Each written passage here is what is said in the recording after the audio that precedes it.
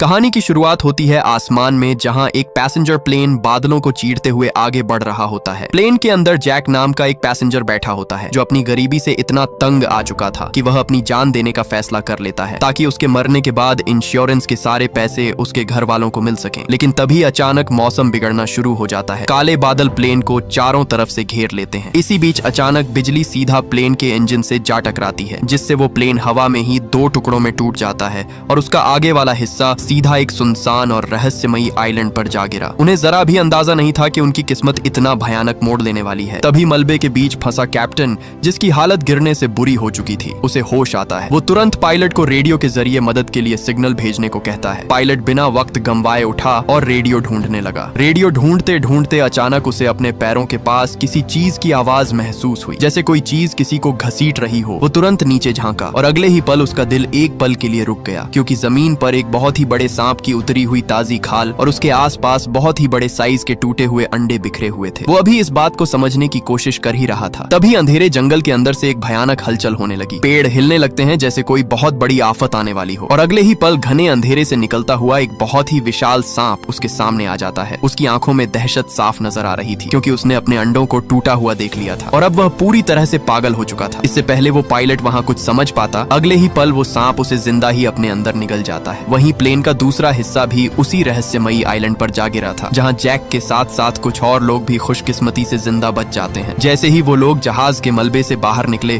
तब उनके रोंगटे खड़े हो गए, क्योंकि जिस आइलैंड पर वो गिरे हैं वो कोई आम आइलैंड नहीं था। यहाँ के सब पेड़ पौधे अजीब और डरावने थे, जो उन सब लोगों को देखकर जिंदा हरकत में आ जाते हैं। ये देखकर उन्हें वहाँ कुछ भी समझ नहीं आता। वो वहाँ से बाहर निकलने का फैसला करते हैं। इसी दौरान जैक को एक लड़की दिखाई दी, जिसका दोस्त जहाज के मलबे में फंसा हुआ था। वो लड़की उसे बाहर निकालने में लगी थी। ऊपर एक लोहे का टुकड़ा उनके ऊपर गिरने ही वाला था। तभी मौके पर जैक भागता हुआ आकर उनकी जान बचा लेता है। वहाँ बचे सब लोग रेस्क्यू टीम से मदद मांगने की कोशिश करते हैं, लेकिन उनकी ये कोशिश बेकार जाती है, क्योंकि उस रहस्यमयी जंगल में सिग्नल का नामो निशान तक न था, जिसे देखकर सब लोगों के अंदर डर बैठ जाता है। अब उन्हें लगा कि उनकी मौत यहाँ पक्की है। इसी दौरान एक आदमी टिम आता है। वो उन सब से कहता है कि अगर वो सब यहाँ रुके रहे तो उनकी जान नहीं बच पाएगी, क्योंकि ये विशाल पेड़ पौधे हमें कभी भी मार सकते हैं। हमें किसी भी तरह करके प्लेन का अगले वाला हिस्सा ढूंढना होगा, ताकि हम रेडियो से रेस्क्यू टीम को यहाँ बुला सकें। तभी उस आदमी ने खाने के लिए एक फल उठाया। जैसे ही वो उस फल को खाने लगा, अचानक वो फल एक बॉम्ब की तरह फट गया। उस फल के अंदर से निकला हुआ जहरीला एसिड